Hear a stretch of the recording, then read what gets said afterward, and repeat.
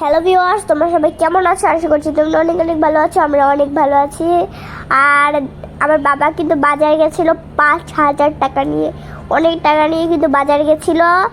আর বাজারে থেকে যখন ফিরেছে অনেক বাজার করেছে, বেশি একটা করেনি। এইটুকু তো 10 দিনও মনে হয় যাবে না।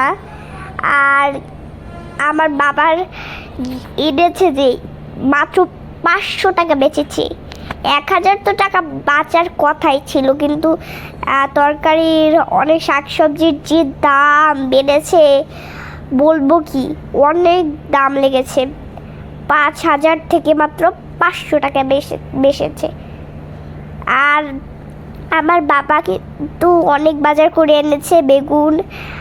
আর এদিকে দেখতে পাচ্ছ বেগুন, অনেক কিছু এনেছে, চাপাতি, কলা, শসা, তেল, মরিচ, অনেক কিছু এনেছে। আর এদিকে দেখতে পাচ্ছ ছোটো মাছ এনেছে শিং মাছ, আবার এনেছে ইলিশ মাছ কিন্তু খুবই প্রিয় আমার। ইলিশ মাছগুলো কিন্তু আমার খুবই খুবই প্রিয়, দেখতে পাচ্ছ। আবার মাও দেখে খুশি হয়েছে যে ইলিশ মাছ এনেছে, দেখতে পাচ্ছ কিন্তু। আর এদিকে কিন্তু অনেক বাজার করেছে, দেখতে পাচ্ছ।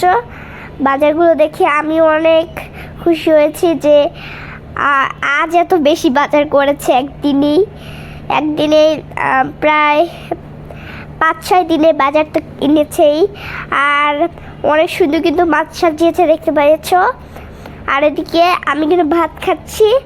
আমি আজ এই পর্যন্ত। ভিডিওটা ভালো থাকবেন, সুস্থ থাকবেন।